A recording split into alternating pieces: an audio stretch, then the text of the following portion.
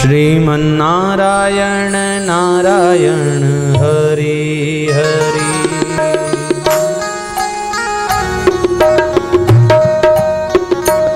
थोड़ा संकीर्तन करे भगवान नाम का, हरि नाम का। जय जय नारायण नारायण हरि हरि। जय जय नारायण नारायण हरि हरि। श्रीमन्नारायण नारायण हरि हरि। श्रीमन्नारायण नारायण हरि हरि। तेरी लीला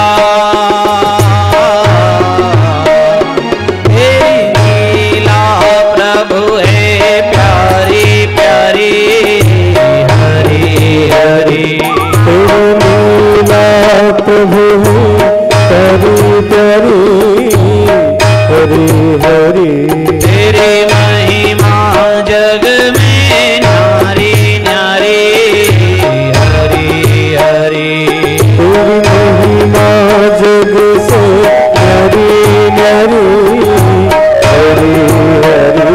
जय जय नारायण नारायण हरि हरि। जय नारायण नारायण हरि हरि। श्रीमन्नारायण नारायण हरि हरि। श्रीमन्नारायण नारायण हरि हरि।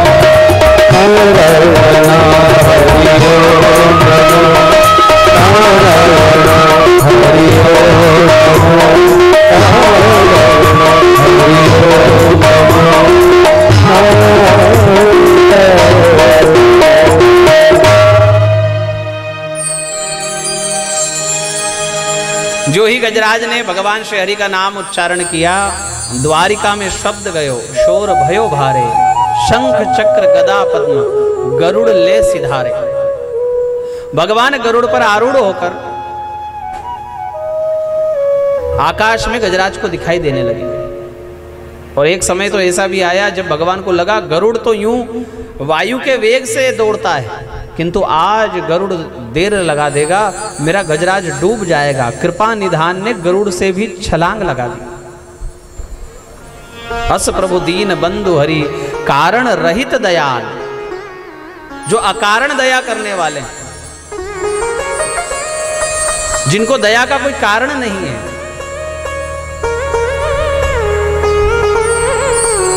ऐसा अभिमानी गजराज उसको भी बचाने के लिए आ गया। जो मरते समय ही केवल भगवान के नाम का उच्चारण करे उसके लिए भगवान आ जाए, जो जीवन भर भगवान नाम संकीर्तन करता रहे उसके लिए क्या होगा, क्या कृपा भगवान उस पर करेंगे। इसलिए आवश्यकता है कि हम अपने नित्यचर्या में भगवान नाम को जोड़े। जितनी छोटी छोटी क्रियाएं हैं आपकी घर में, खाना पीना, उठना बैठना, चलना फिरना, आना जाना, घर के अंदर घर के बाहर, नगर में प्रवेश, नगर से निर्गम, हर जगह हर स्थान पर हर समय में भगवान नाम संकीर्तन से ही उसका आरंभ किया जाए। थाली अगर सामने आई भोजन की तो भगवान नाम संकीर्तन करके भोजन आरंभ करो। 2 बार 5 बार भगवान का नाम बोलो। कहीं जाना है तो भगवान का नाम उच्चारण करके जाओ। समस्या यह है कि लोगों को भगवान के नाम पर विश्वास नहीं, बिल्ली पर विश्वास है कि वो रास्ता काट गई तो काम बिगड़ेगा, पक्का है। किंतु भगवान के नाम पर विश्वास नहीं कि हम घर से निकले और 5 बार भगवान का नाम लेकर जा रहे हैं। अच्छा, फिर भी अगर बिल्ली रास्ता कट जाए तो बिल्ली बड़ी के भगवान का नाम, वापस घर में आ जाएंगे। किस पर विश्वास है, कौन बड़ा है। यहां तक कि भगवान से भी भगवान का नाम बड़ा है। भगवान से भी भगवान का नाम बहुत बड़ा है। कई जगह पर भगवान ने इसका उदाहरण दिया है। देखो, एक राजा हुए सुकंत नाम के।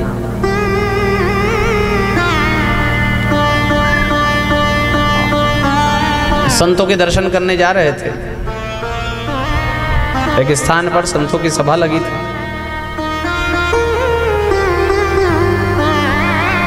और ये संतों एक साथ इतने संत मिल जाएंगे इसलिए दर्शन करने जा रहे थे।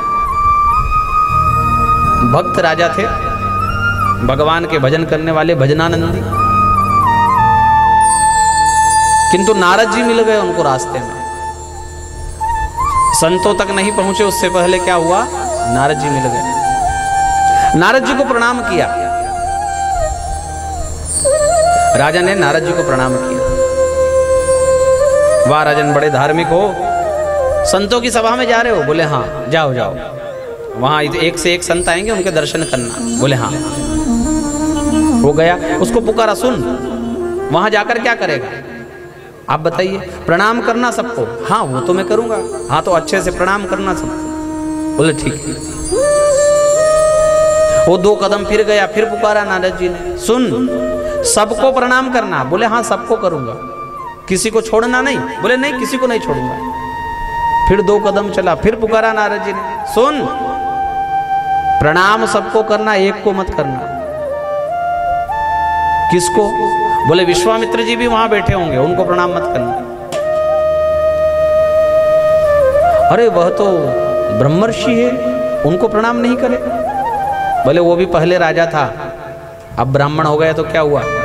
और राजा को राजा प्रणाम करे अच्छा नहीं लगता है। तू भी राजा, वो भी राजा, प्रणाम मत करना। कान भर दिए। सुगंध ने कहा ठीक है, नहीं करेंगे। और पहुंच गए संत सभा में। एक एक को दंडवत किया, लोट लगा दी सबके चरणों में, और छोड़ दिया तो किसको? नारद जी के कहने से विश्वामित्र जी को। अब पूरी सभा देखे कि एक को प्रणाम नहीं किया। अब विश्वामित्र जी भी सबको देखे कि देखो इसने सबको किया पर हमको नहीं किया, और लोग हमको कैसे देख रहे हैं। विश्वामित्र जी को काटो तो खून नहीं। बहुत बुरा लगा। सभा पूरी हुई और विश्वामित्र जी सीधे वहां से आए अयोध्या। दोपहर का समय था। उस समय में राम जी राजा थे और विश्राम कर रहे थे। भोजन हो चुका था, दोपहर के समय में विश्राम चल रहा था। लखनलाल पहरा दे रहे थे। विश्वामित्र जी ने कहा कि हम राम से अभी मिलना चाहते हैं, बुलाओ राजा को। लखनलाल ने कहा विश्राम कर रहे हैं, सो रहे हैं। बोले यही होगा, जिस देश में राजा सोएगा वहां संतों का अपमान ही होगा। आप हमको कहिए क्या बात है।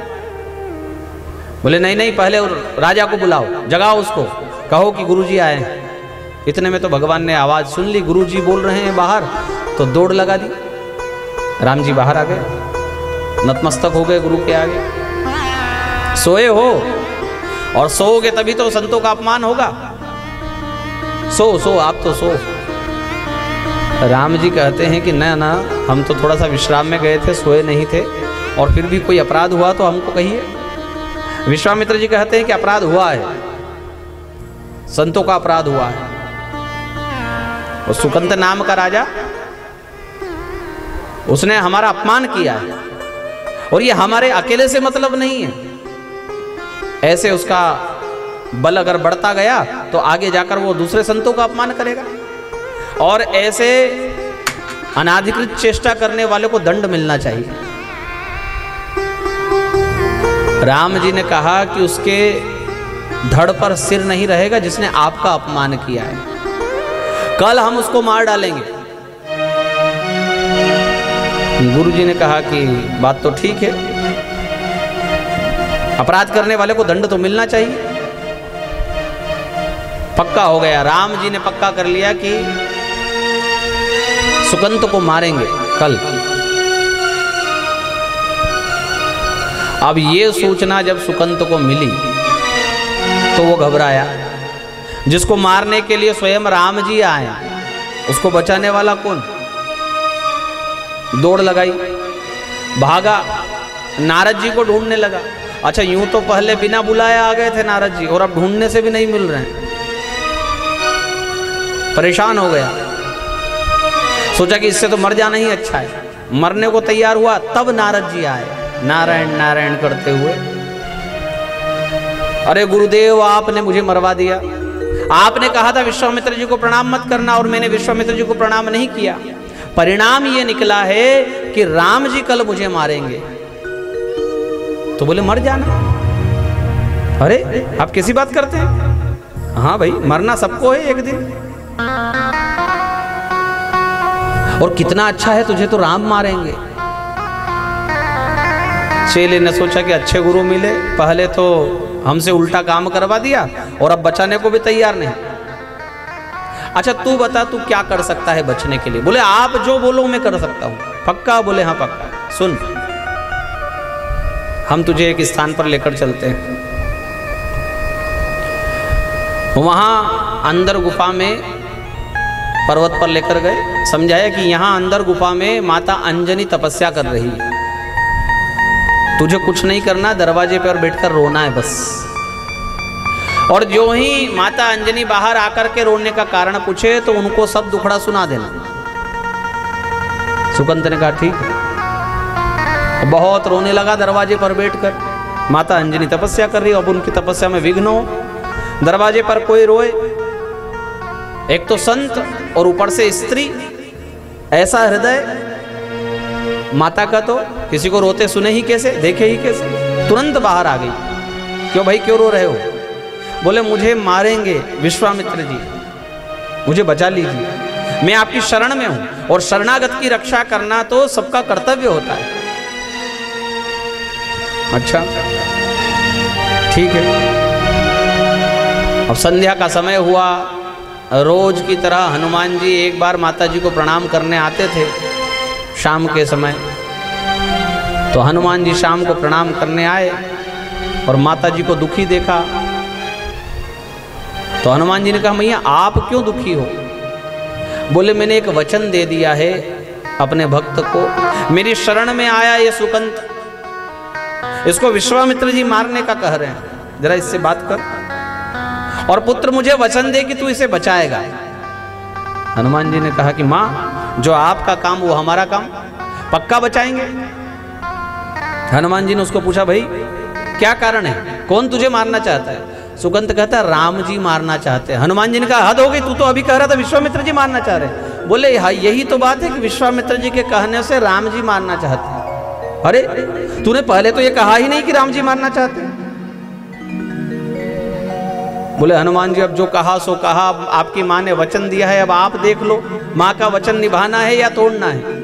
हनुमान जी ने कहा, अच्छा फंसाया हमको, राम जी जिसको मारने आए उसको हम कैसे बचाएं? कब मारने आएंगे? बोले, कल सुबह। अच्छा ठीक। अब वो सुकंत हनुमान जी के साथ ही रहने लगा। हनुमान जी उसको घोर जंगल में छोड़कर आए और तुरंत वायु वेग से प्रातः काल राम जी के समीप आए। तैयारी हो रही है युद्ध की, सेना सज रही है। हनुमान जी ने कहा कि प्रभु कहाँ की तैयारी है? बोले, युद्ध के लिए निकल रहे हैं। क्यों? किसको मारने के लिए? बोले, सुकंत को। तो हनुमान जी धीरे से कहते, रहने दो प्रभु, छोड़ दो उसको बेचारे को। अरे हनुमान, उसने हमारे गुरुजी का अपमान किया है और तुम कहते हो छोड़ दो? हमने प्रण दिया है, हमने वचन दिया है अपने गुरुजी को। तो बोले, हमने भी वचन दिया है। कैसा वचन? बोले, हमने भी अपनी माँ को वचन दिया है कि सुकंत को कुछ नहीं होने देंगे। हनुमान, तुमने ये बहुत गलत किया और अब तो पक्का है कि तुमको हमारा सामना करना पड़ेगा। तुम अपने प्राण लगा दो सुकंत को बचाने में और हम अपने प्राण लगा देंगे उसको मारने में, क्योंकि वचन बड़ा है। हनुमान जी चले गए, उसको अपनी पूंछ में लपेट लिया और उसके रक्षा में खड़े हो गए। इधर राम जी की सेना आई। हनुमान जी उसको कहते हैं, देख तुझे कुछ नहीं करना है, केवल राम नाम का जप करना है।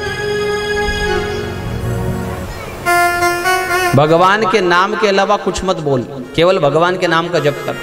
और वो थोड़ी देर तक तो जप करता है राम जी के साथ, हनुमान जी के साथ, राम राम राम राम राम राम सीताराम सीताराम सीताराम श्री राम श्री राम श्री राम सीताराम। फिर बीच में पूछता है, आ गए कि राम जी? बोले, तू फालतू की बातें मत कर, केवल भगवान का नाम बोल। अब उसका मन जप में लगे, संकीर्तन में लगे। थोड़ी देर में वो ऊपर होकर के देखता है कि राम जी आ गए, मरने वाला हूं मैं, हनुमान जी कैसे बचाएंगे? ये खुद घबरा रहे हैं तो मुझे क्या बचाएंगे? हनुमान जी जप करते हैं, राम से बड़ा राम का नाम, राम से बड़ा राम का नाम, श्री राम जय राम जय राम। और वो घबराता है बड़ा। राम जी आए, युद्ध की घोषणा हो गई और जो ही राम जी बाण चलाए उस सुकंत को मारने के लिए, राम जी के बाण उस तक पहुंच ही ना पाए, क्योंकि हनुमान जी के द्वारा जो नाम संकीर्तन का आभा मंडल था उसके पार वो बाण जाते ही नहीं। भगवान के नाम के प्रभाव से ही राम जी के बाण रुक जाते। बहुत बाण चलाए, बहुत प्रयास किया, किंतु वो बाण सुकंत तक नहीं पहुंच पाए। हनुमान जी दूर खड़े हुए जाप कर रहे हैं और उससे एक चक्र तैयार है राम नाम का और उसको पार नहीं कर पा रहे बाण। लखन लाल ने सोचा कि ये पूरा चमत्कार ये हनुमान जी का है, थोड़ी देर के लिए हनुमान जी को बेहोश कर दो, इतने में तो ये सुकंत मारा जाएगा। तो लखन लाल ने इधर एक बाण चढ़ाया बेहोश करने के लिए हनुमान जी को, और जो ही वो बाण चलाया हनुमान जी की छाती में लगा तो देखा इधर राम जी बेहोश हो गए, हनुमान जी तो वैसे ही खड़े। लखन लाल ने सोचा ये और क्या हो गया, हम तो अच्छा करने गए थे, बुरा हो गए। दौड़ करके राम जी को संभाला, उनको अपनी गोद में लिया, जल छीटा, थोड़ा होश आया। राम जी ने कहा, लखन ये क्या किया तूने हम ही को मार दिया। बोले, नहीं प्रभु, मैं आपको कैसे मार सकता हूं, मैंने तो हनुमान जी को थोड़े समय के बेहोश करने के लिए एक बाण चलाया था। बोले हनुमान के हृदय में हम विराजमान हैं। हनुमान पर चलाया गया कोई भी बाण, कोई भी अस्त्र शस्त्र हमारे ऊपर आएगा, उसका पूरा प्रभाव हमारे ऊपर होगा। लखनलाल ने सिर पीट लिया, फिर तो अब ये युद्ध जीत ही नहीं सकते, हारना पक्का है अपना।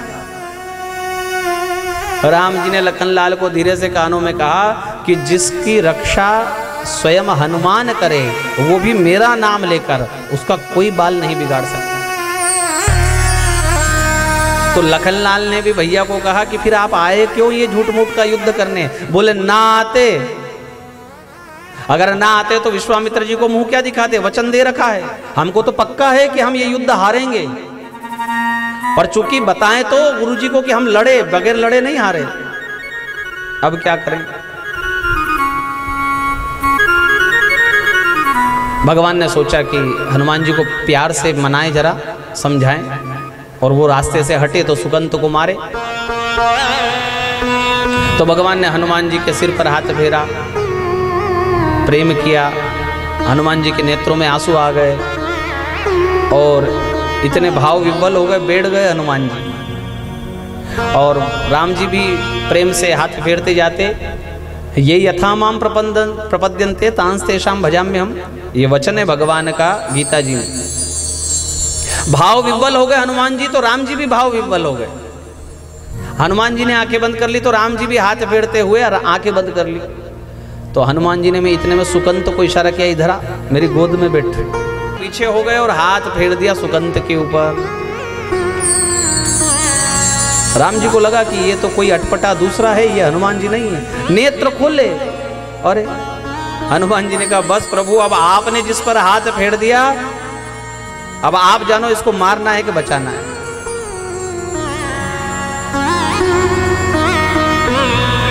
इतने में विश्वामित्र जी आ गए। विश्वामित्र जी क्या देखते हैं कि सुकंत को मारने की जगह पर राम जी उसको प्रेम कर रहे हैं।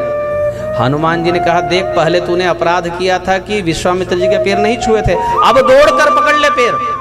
सुकंत दौड़ लगा कर गया और पैर पकड़ लिए विश्वामित्र जी के। संत हृदय नवनीत समाना, बदला लेने का भाव संतों का नहीं होता है। अपराध किया था तब तक क्रोध था, अब आकर पैर पकड़ लिए तो खुद विश्वामित्र जी कहते राम इसको क्षमा कर दो, जाने दो, बच्चा है, भूल कर दी। राम जी कहते हैं कि हम तो पहले ही क्षमा कर चुके हैं गुरुजी, हम चाहकर भी इसका कुछ नहीं बिगाड़ पाते। अब ये सारा वृत्तांत तो हो गया, किंतु लखनलाल को एक प्रश्न आया। लखनलाल ने कहा क्यों रे सुकंत, ये दुर्बुद्धि तुझे कहां से आई कि तू सभा में गया और तूने सब संतों को प्रणाम किया, किंतु केवल एक गुरुदेव विश्वामित्र जी को छोड़ दिया। ये दुर्बुद्धि देने वाला तुझे कौन है? किस दुस्संग में पड़ गया था तू? तो वो कहता है दुस्संग में नहीं, सत्संग का नतीजा है ये। सत्संग में हमको ये बुद्धि मिली है कि विश्वामित्र जी को प्रणाम नहीं करना। किसके साथ सत्संग किया? अब वो नारद जी का नाम लेता, इससे पहले तो नारायण नारायण करते हुए नारद जी खुद सामने आ गए। बोले लखनलाल, हमने ये सब रचा है, हमने जानबूझकर इसको ये शिक्षा दी कि तू विश्वामित्र जी का पैर ना पकड़ना। क्यों ऐसा क्यों किया आपने? इस प्रकार से क्यों शिक्षा दी इसको? नारद जी कहते हैं हम बहुत भक्तों से मिलते हैं, सत्संग करते हैं। उस सत्संग में एक ही प्रश्न होता है भक्तों का कि भगवान बड़े या भगवान का नाम बड़ा। हमने सोचा कि कब तक लोगों को समझाते रहे कि भगवान बड़े या भगवान का नाम बड़ा, क्यों ना इनको करके बता दे ऐसा कुछ कि कौन बड़ा है, नाम बड़ा है या स्वयं भगवान बड़े हैं। इसलिए नारद जी ने ये पूरी रचना की। श्री ठाकुर जी से भी बड़ा है श्री ठाकुर जी का नाम। सबसे सुगम सरल माध्यम है भगवान तक पहुंचने का, भगवान का नाम। जिसके पास नाम धन है उसको भगवान की भी आवश्यकता नहीं है। नाम बड़ा होता है या नामी बड़ा होता है? नामी एक बार में एक ही काम कर सकता है, किंतु उसका नाम एक बार में 4 जगह 4 काम कर सकते हैं। कोई नामी व्यक्ति, कोई नेता हो, बड़ा सांसद हो, विधायक हो, अब वो एक काम कर पाएगा एक बार में, किंतु उसका नाम का फोन लगाकर भैया बोल रहे हैं ये काम करना है, उसके नाम से कितने काम निकल जाते हैं। अच्छा, हम मंच से नाम आवाज लगाएं तो मंच नामी के पास जाएगा या नामी को नाम के पास आना पड़ेगा? बताओ। किसी मंच से आपका नाम पुकारा जाए तो वो मंच आपके पास आएगा या आपको उनके पास जाना पड़ेगा? नामी को नाम के पास जाना पड़ता है, नाम कभी चल करके नामी के पास नहीं आता। इसलिए नाम साधन बड़ा है। कई प्रकार के साधन है इस संसार में, किसी को जप, किसी को तप, किसी को व्रत, नियम, संयम, यज्ञ, यागादि, पूजन, अर्चन। इतने साधन होने के बाद भी एक साधन है, वो है नाम साधना, भगवान का नाम।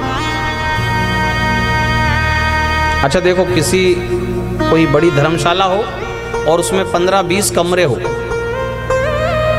और आपका कोई परिचित उनमें एक कमरे में है और रात का बज गया है 2 और आपको उसको ढूंढना है। 20 कमरों में से 22 कमरों में से कैसे ढूंढोगे? सब कमरों को खटखटाओगे? हाँ, सबकी गालियां खाओगे? सब क्रोध करेंगे, झगड़ा होगा, समस्या बढ़ेगी। एक साधन तो ये है कि सब कमरों को खटखटाओ, हाँ, सबकी गालियां खाओ। एक साधन और है, ये साधन है कि केवल भगवान का, जिस प्रकार हम नाम पुकारते हैं ना, ऐसे जिसको आपको ढूंढना है उसका नाम पुकारो। बस बीच में खड़े हो जाओ, जहां भी 20-22 कमरे हैं ना, उसके बीच में खड़े हो जाओ, जोर जोर से पुकारो। जिसको बुलाना है जोर जोर से। तो वो जिस कमरे में होगा उसको बाहर आना पड़ेगा कि नहीं? उसको आना पड़ेगा, कहना पड़ेगा, भाई बोल, क्या काम है, क्यों पुकार रहा है, क्यों आवाज लगा रहा है। ठीक उसी प्रकार से भगवान चाहे जप के कमरे में हो, तप के कमरे में हो, यज्ञ के कमरे में हो, दान के कमरे में हो, व्रत के कमरे में हो, नियम के कमरे में हो, संयम के कमरे में हो, चाहे जिस कक्ष में भगवान बैठे हो, केवल उनको जोर जोर से पुकारो। वो जिस कमरे में होंगे वहां से उनको बाहर आना, केवल भगवान नाम।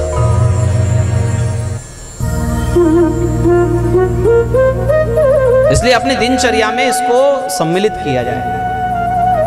गजराज मरते समय भगवान का नाम पुकारता है, इसमें उसका प्रारब्ध है। और हमारे ऐसे कोई तपस्या नहीं कि हम अंतिम समय में भगवान का नाम ले पाए। इसलिए अभ्यास करो, अभ्यास ही आपको अंतिम समय में भगवान का नाम बुलवा सकता है। विज्ञान भी कहता है कि जो व्यक्ति 50 दिन तक सतत कोई कार्य करे वह उसकी आदत बन जाता है। तो यदि खाते समय, पानी पीते समय, कहीं बाहर जाते समय अगर हम भगवान का नाम लेकर जाएं तो वो हमारी आदत हो जाएगा। और यदि आदत हो गया तो फिर अंतिम समय में भी वह नाम हमारे होठों पर आना ही आना है।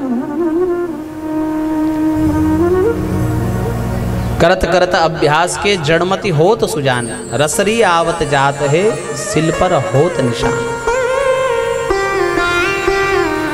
अनेक नाम है भगवान के, और जो नाम आपको अच्छा लगे। संतों ने तो कहा है कि देखो कितने नाम है, और पुकारने वाले भी उनको अलग अलग नाम से पुकारते हैं। हर एक उनका विशिष्ट भक्त एक विशिष्ट नाम से पुकारता था। कोई कहे गोविंदा, कोई गोपाला, कोई कहे गोविंदा, कोई गोपाला। मैं तो कहूँ सांवरिया बांसुरी वाला, मैं तो कहूँ सांवरिया बांसुरी वाला। कोई कहे गोविंदा,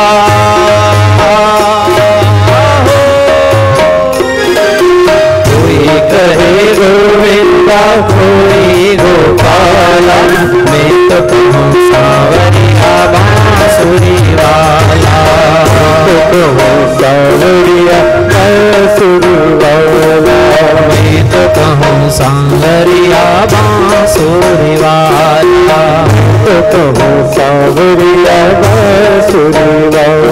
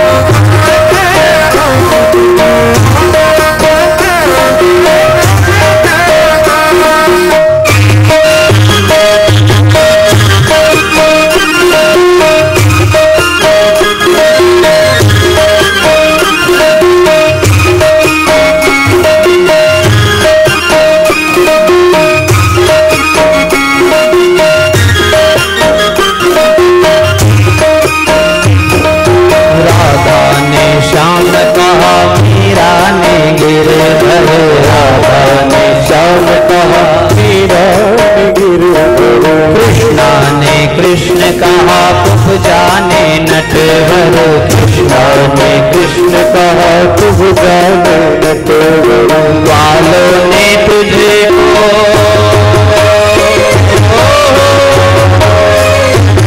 वालों ने तुझको पुकारा गोपाला, मैं तो कहूँ सांवरिया बांसुरी वाला, मैं तो कहूँ सांवरिया बांसुरी वाला। कोई कहे गोविंदा कोई गोपाला, कोई कहे कोई गोपाला, मैं तो कहूँ सांवरिया बांसुरी वाला, मैं तो कहूँ सांवरिया बांसुरी वाला।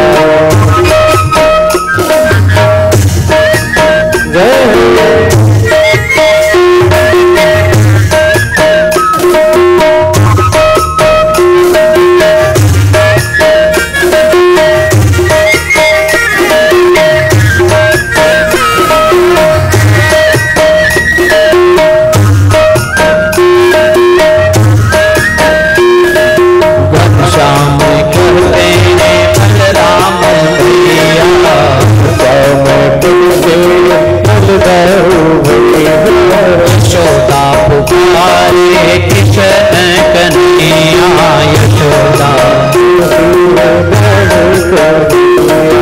सुरा की आंखों के हो,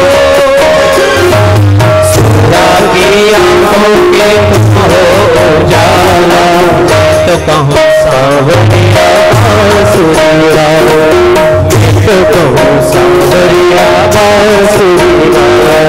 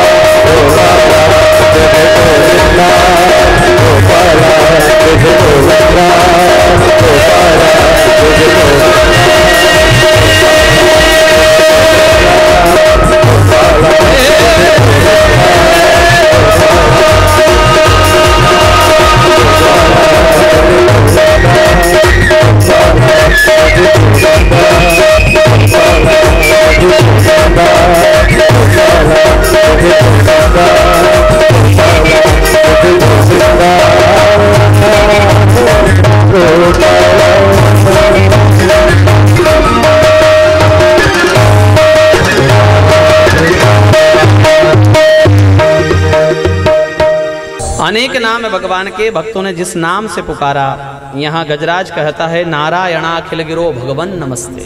कमल पुष्प भगवान के चरणों में अर्पण करता हुआ अपना विशुद्ध सात्विक मन भगवान के चरणों में अर्पित किया है। और इनके दूसरे जन्म की कथा आई है कि ये गजराज पूर्व जन्म में इंद्रद्युम्न नाम का राजा था।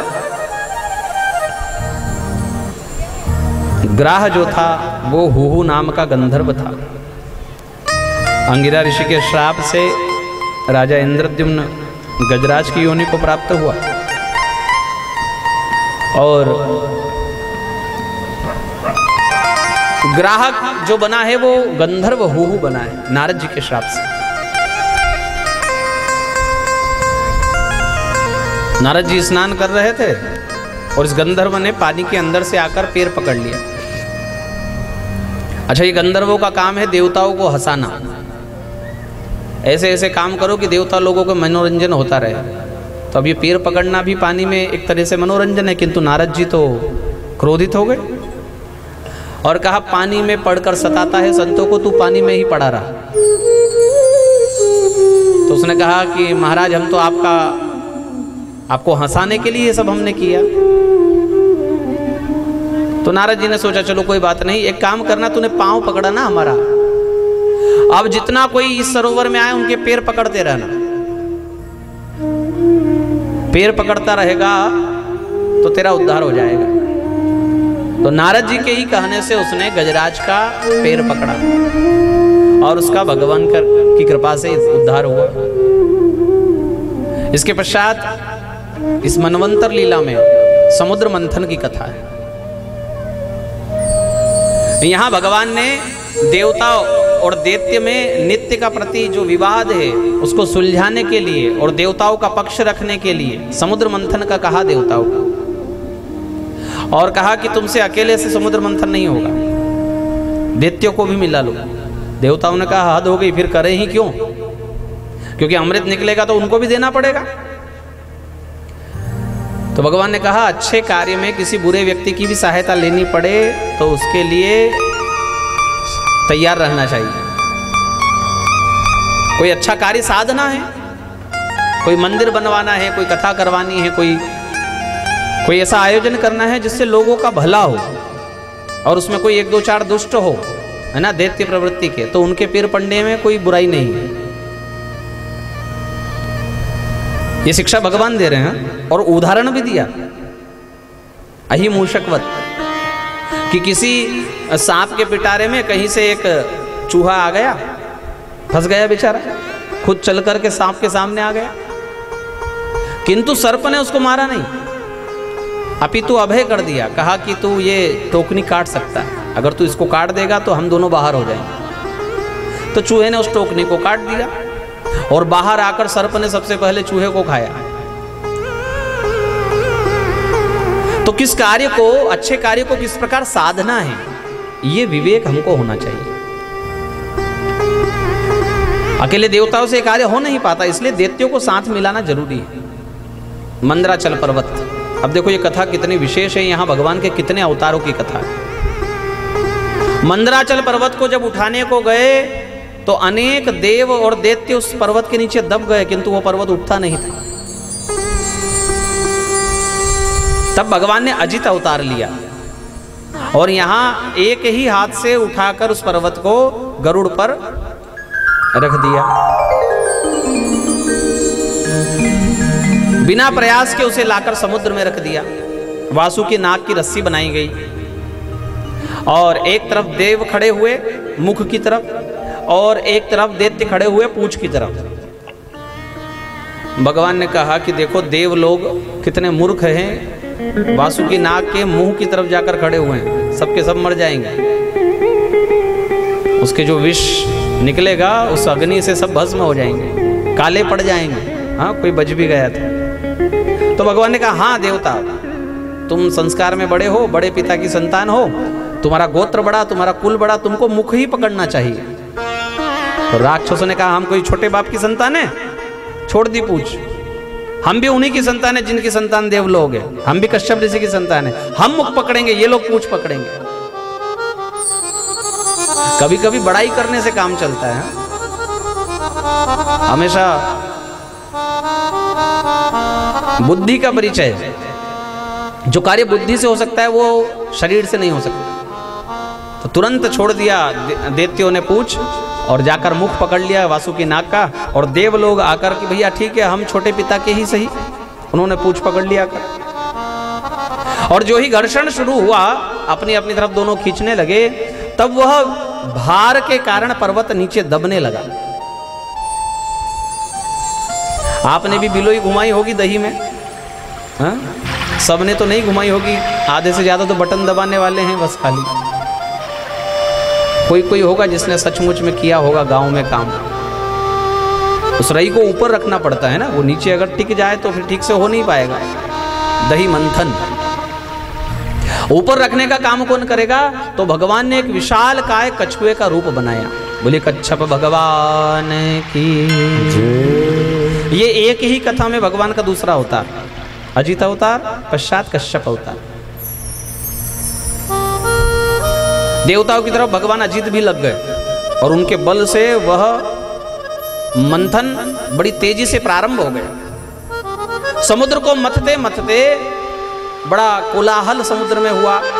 उसके जीव जो थे वो अकुला गए, छोटी छोटी मछलियां मरने लगी और बड़े बड़े तिमिल दूर दूर भागने लगे। बड़ी घबराहट हुई सबके बीच। अब उस समुद्र मंथन से सबसे पहले हलाहल विष प्रकट हुआ। देखो ये जो समुद्र मंथन है ना, श्रीमद् भागवत में समुद्र मंथन वास्तविकता में हमारे मन के मंथन की कथा है। समुद्र जो है ना मन है, कहने को तो छोटे से हृदय में बैठा है बस हमारा मन, बहुत संकुचित छोटी सी जगह में, किंतु यही मन अभी कोई मुंबई का नाम ले तो पहुंच जाए। जो जो घूम कर आए होंगे पहुंच गए। हाँ, मैं कहूं बद्रीनाथ तो दरवाजे पर खड़े हो गए जो जो होकर आए। मैं कहूं द्वारिका जी तो दिखने लगा मंदिर, उसकी ध्वजा। मैं कहूं आलू दिख गया। ऐसा होता है मन। कोई लंदन भी घूम कर आया ना तो एक पल ना लगे, पल तो बहुत दूर की बात, किंतु वह मन तुरंत वहां भी पहुंच जाएगा। इसलिए मन समुद्र के समान विशाल है और उसका मंथन होता है धीरज रूपी पर्वत से। जैसे वहां मंदराचल पर्वत की बिलोई बनाई ना, यहां बनाओ धीरज धैर्य रूपी बिलोई। अपना मन का मंथन करने के लिए धीरज की बिलोई। अब उसमें लपेटा गया है वासुकी नाग रस्सी के रूप में। तो आपके गुणों की बनाओ रस्सी। संस्कृत में गुण ही कहते हैं रस्सी। और वो रस्सी लपेट करके एक तरफ देवता खड़े थे, एक तरफ दैत्य खड़े थे। तो एक तरफ अपने दुर्गुणों को खड़ा करो और एक तरफ अपने सद्गुणों को खड़ा करो। छटनी करो, एक आध बार ऐसे बैठो, थोड़ा मनन मंथन करो कि हम में कौन से अच्छे गुण हैं और हम में कौन से बुरे गुण हैं। वो जो बुरे गुण हैं ना वही दैत्य हैं और जो सद्गुण हैं आपके वही देव हैं। और जब दोनों अपनी अपनी तरफ खींचेंगे, दुर्गुण कहेंगे कि मेरी तरफ आ और सद्गुण कहेंगे मेरी तरफ आ, तब मन का मंथन प्रारंभ होगा। और उसमें से सबसे पहले जो निकलेगा उसका नाम है हलाहल विष। हमारी बुराई, बुरा जो देखन में चला बुरा न मिलिया कोय, जो मन खोजा आपना तो मुझसे बुरा ना कोय। मौसम कौन कपट कपट खल कामी, कुटिल खल कामी। सूरदास जी ने कहा, सूरदास जी जैसे संत अपने आप के लिए क्या कहते हैं, तो जरा हम अपने आप का मंथन करेंगे तो क्या निकलेगा? हलाहल विषय ही तो निकलेगा, बुराई ही निकलेगी। लिखो इनको बुराइयों को। दिन भर मोबाइल चलाने वाले हम लोग, हाँ थोड़ा अपने मन का मोबाइल भी चला लो, अंदर भी झांक लो। आत्म मंथन यही समुद्र मंथन है। समुद्र मंथन की कथा इतनी दिव्य है कि तुलसीदास जी ने अपने रामचरितमानस में कई प्रसंगों को समुद्र मंथन से जोड़ा है। यहां तक कि राम जी के वन गमन की कथा को भी तुलसीदास जी ने समुद्र मंथन से जोड़ा। अच्छा, पूछने वालों ने पूछ लिया कि अगर आपका ये राम वन गमन समुद्र मंथन है तो इसमें हलाहल विष क्या है? वहां से तो हलाहल विष भी निकला था। यहाँ ये आपका विष कौन सा है जो यहाँ से निकला है? वो है राम जी की जुदाई। राम जी से बिछो हो, जिन भक्तों से सहन नहीं होता है, ऐसे राजा दशरथ से राम जी का वियोग कि जिस कारण दशरथ जी के प्राण ही निकल गए। अच्छा ठीक है, उस अमृत, वहां से तो अमृत भी निकला था, यहां अमृत क्या निकला? राम जी के वन गमन से यदि आप उसको समुद्र मंथन से जोड़ते हो तो यहाँ अमृत क्या है? बोले यहाँ राम का वह प्रेम भरत के रूप में जो आज तक छिपा था, किसी ने देखा नहीं था, सब उसको कैकेयी का बेटा ही कहते थे। जब राम का वन गमन हुआ तब वह भरत रूपी राम पे प्रेमामृत प्रकट हुआ सबके सामने कि ये भरत राम को कितना प्रेम करते हैं। वही अमृत है। हलाहल विष है राम जी का वियोग और अमृत है श्री भरत के रूप में राम प्रेमामृत। तो किसी ने कहा कि हलाहल विष पीने वाला भी तो कोई होगा, वहां तो नीलकंठ थे, यहां कौन है? तो तुलसीदास जी ने कहा इस हलाहल विष को पीने वाली है कैकेयी। और भगवान नीलकंठ ने तो फिर भी उस विष को अपने कंठ में रख लिया, किंतु कैकेयी ने तो उसको उतार लिया अपने उदर में, अपने पेट में। और जो विष को पेट में उतार ले क्या होता है उसके साथ? मृत्यु, मर जाता है। तो एक तरीके से कैकेयी मर ही गई, जीवित कहां रही।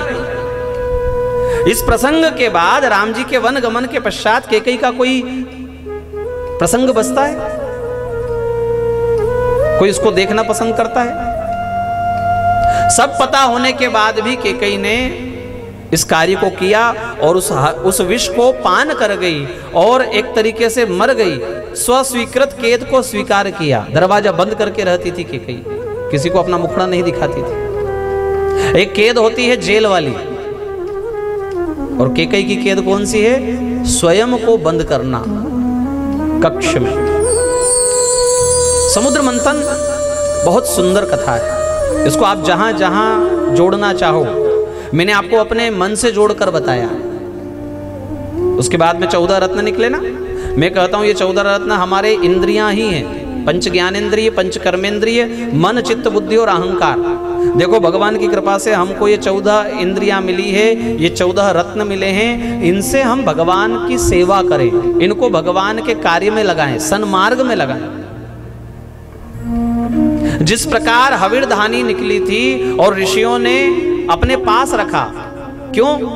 अपनी कामनाओं की पूर्ति के लिए नहीं, वो याज्ञिक सामग्री लेते थे जिससे यज्ञ हो सके। ऋषियों ने कामधेनु गाय जरूर ली समुद्र मंथन से, किंतु वह परोपकार के लिए। ठीक उसी प्रकार हमको तो 14 रत्न मिले, वहां तो एक एक रत्न बांटा गया था, हमको तो 14 के 14 पूरे के पूरे मिले।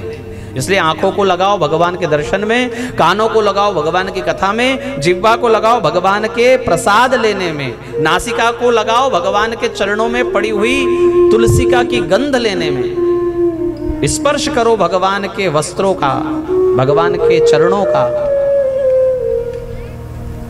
चलकर जाओ भगवान के मंदिर।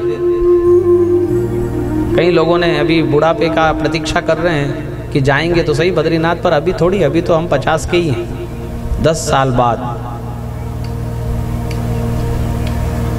वास्तविकता में ये तीर्थ, ये कथा, ये सब जवानी का विषय है, ये बुढ़ापे का विषय नहीं है। अच्छा आंखों से दिखेगा ही नहीं तो क्या देखोगे बद्रीनाथ में इतनी दूर से? अभी कोई कल जगन्नाथपुरी से आया, वो हमको फोन करके बता रहा था 4 बार में जगन्नाथ भगवान के दर्शन हुए, 4 राउंड में। वो भी एक पंडित जी ने ठीक से थोड़ा बताया, तब जाकर के उनको समझ में आया कि कैसे जगन्नाथ भगवान बैठे। अब बुढ़ापे में जाओ टटोले मारते हुए, चश्मा पड़ा है आंखों पर, और फिर क्या तो वहां भगवान दिखेंगे और क्या हृदय में उतरेंगे। आंखें सही सलामत है तो संसार के लिए, हाँ, जब वो ज्योति उसकी कम पड़ने लगे तो भगवान के लिए। कितने अच्छे वक्त हैं हम। कान अच्छे से सुने तब तक तो गाना सुनेंगे, जब मशीन लगने को आए तब कथा में आकर बैठेंगे। नाचने की हिम्मत हो तब तो डांस करेंगे स्टेज पर चढ़कर, और जब उठते ना बने तो फिर कथा में आकर कहेंगे ओ भाई वहां से तो उठते नहीं बने रे बादे। भजन करो जवानी में, बुढ़ापा किसने देखा है।